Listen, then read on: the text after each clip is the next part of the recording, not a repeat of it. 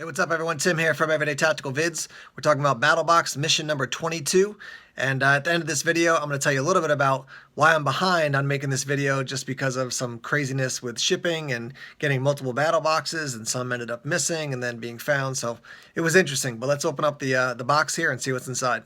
Let's jump into it. This is mission 22, and the theme of this box is going to be bushcrafting. So let me dig down into the cards and such here.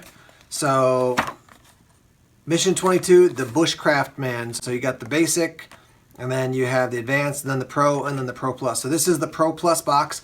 Any information you want on subscribing, I've got a link down below to BattleBox. It's just battlebox.com, BATTLBOX.com, and you can find out about it. Actually, reading the back of this was really cool because they basically said, you know, it's about learning skills, and if you're going to say you're an expert bushcraft person, bushcrafter, bushcraftman, whatever, bushcraft woman, that's saying a lot. So make sure you're identifying yourself correctly, basically saying like, I like bushcrafting, or I'm pretty good at it, but to be like, I'm an expert, they're like, that takes a lot of time and effort in the woods. So there's that.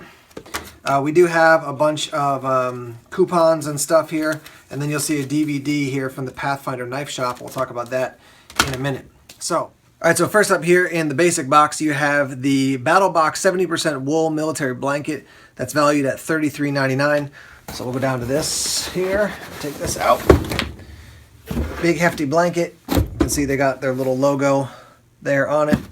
And yeah, it gives you the specs there. So 3¼ pounds blanket. Let's see. Yep, that's the final weight. 70% wool, 30% synthetic. The length is, or the size is 62 by 80. So quite a big one. Dated October 25th, 2016. So anyhow, it's a nice blanket. If you don't have a wool blanket, it's a great thing to have in your car and a kit. And definitely bushcrafting. It's a little bit more kind of standard bushcrafting as opposed to like a sleeping bag. So that's cool. Next up, we have some Dragonfire Fatwood Fire Starter with fire cord lanyard. So let me grab that here. So, I'm sorry, did I say Dragon? Dragonfire from Dragonfire tinder boxes. They make fat wood and all kinds of stuff. Let me bring this up close to the camera so you can see. There it is. Let me fix that a little bit. You can see all that kind of shiny goopiness. That is the that's your fat wood. So you shave some of that off, get a fire started. And then this is fire cord, which if you've never heard of it before, it's got an internal one of these cords is the red one is made for, it basically burns, you know, more effectively than just standard paracord. So it's a way to get a fire started. So you got your little lanyard here, and then you got your Dragonfire fat wood, basically. Next up, we have this knife from Mora. I think I called this Craftline, but the official name is, let me read it here. The Mora Pro C bushcrafting knife, value for $12.95. Yeah, so Mora makes great knives. I mean, anytime I get a Mora, I'm happy. I've yet to have one that I'm not, you know, quite pleased with. It's got this little attachment point so you can attach another Mora and kind of stack them there. Easy to use clip. Nice finger guard on this one. You can certainly carve with this. The spine on this one is, as is true on a lot of other Moras, it's not finished nicely. It's not a big deal, but just so you know, I've seen that on a bunch of Moras. It's not like you got a bum deal. It's just they don't spend the time and effort to do that. Not a full tang knife, but definitely a good carving knife and a good outdoor knife. So that's the next item. Then we have the Bushcraft Bible, valued at $10. And this is actually a little bit funny because you can see mine has been cut. So I think I was slicing something and using this underneath, and I actually sliced through whatever piece of cardboard it was and cut into this. But this is from James Henry. It says The Ultimate Guide to Wilderness Survival. Lots of different topics talked about in here. So, you know, from birch sap, what's over here? Let's see. To heat the cook stove. Let's get some more pictures. Setting up your camp. Let's see. Some history is built into this, and then when you get toward the back, it talks about tracking, signaling, hunting, preparing food, etc. So a cool little resource, something that probably not going to read end to end in one sitting, but something that's cool to have. All right, this next item here has a long name. This is the Zombie Tinder Pioneer Blanket Pin / Striker / Defense Tool / All.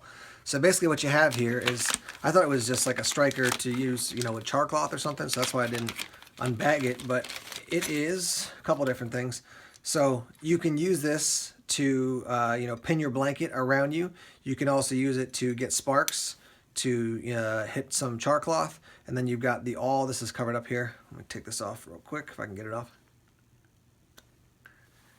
Yeah, so that's really sharp. You can use this as an awl, and they're also calling it a self-defense tool. Self-defense, I guess, it's kind of a last throw-in as far as it really being a self-defense tool. But the main thing is that you can use it to, and it's definitely gritty here, just so you know. You can use it to strike this and get spark. The main thing is you can use it to, pin your blanket on you to get a spark, to get a char cloth going, and then use that as an awl. And it does come in this little burlap sack. Definitely very bushcrafty. That's kind of a cool item there. So that's everything for level 1. That's the basic level. At the advanced level, you're going to get this large bushcraft style canvas rucksack valued at $42.19, and then the Wazoo Survival Gear Viking Whetstone necklace. Let me show you this first, just because it's right here in my hand. This is a cool thing. So this is a way you can sharpen up your gear, sharpen up your knives or whatever, and you can wear it. It's got a lanyard. You can wear it as a necklace, and there's a lot of different ways you can carry this thing. Really cool, and they've got a little kind of brochure, piece of paper in here that explains how to use it. You can use water or oil, how to actually use this, what kind of grit it is, also take care of it. So kind of a cool thing. And I like Wazoo Survival Gear. Cool company. Been cool to work with them over the years. So that's that. And then you got this rucksack for bushcrafting.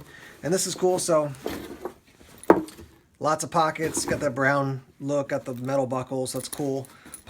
Larger pocket here, 2 smaller pockets on the side, and then here's the straps.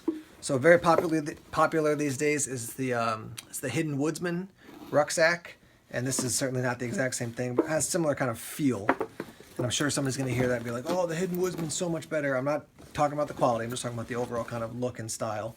And then let me undo these real quick, and you can see inside. So you can see what it looks like opened up. So you got a zippered pocket in there, and then just a large place to store your gear. So I'm actually use this as my new bushcraft bag. It's kind of cool. So yeah, there's that. And then, so that's at the next level.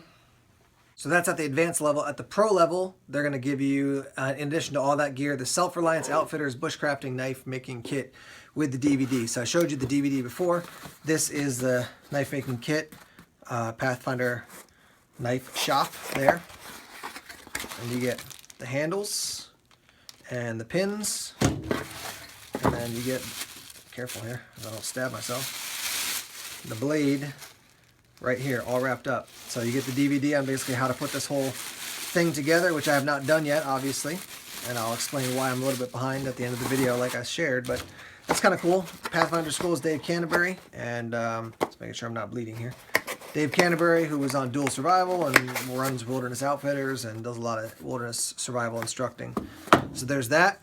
And then the last item is this. Last item with the Pro Plus set, you're going to get the Tops Knife Cub Compact Utility Blade. So this is a cool little knife. I'd seen this at various shows and stuff before, but if you're familiar with the Brothers of Bushcraft knife, this is kind of like a smaller version of it.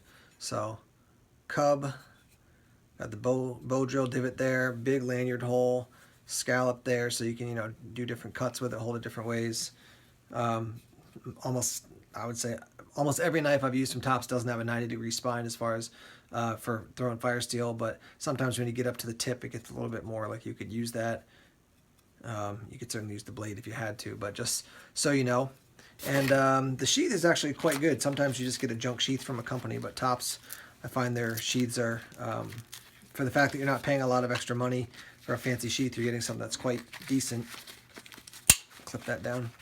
So ballistic nylon clip, got a little pocket inside there to store some gear. MOLLE compatible, certainly put on a belt, and then some extra paracord as well. There you have mission number 22 from BattleBox, and as I mentioned at the beginning, I want to tell you a little bit about why I'm behind on making this video. So these videos that people have been sharing about mission 22 have been out for a couple weeks now. So I was out of the office, I had some vacation days I was using up, and got a notice in my email, hey, your BattleBox has arrived, and I have the BattleBox shipped to my office because there's somebody there who can always sign for it. So I went into the office to find it. It wasn't there. Asked around. Nobody had seen it. I thought maybe somebody grabbed it and like put it in one of the classrooms in the church building where I work, and nope. So contacted them, tried to figure it out. Like, no, it's definitely arrived.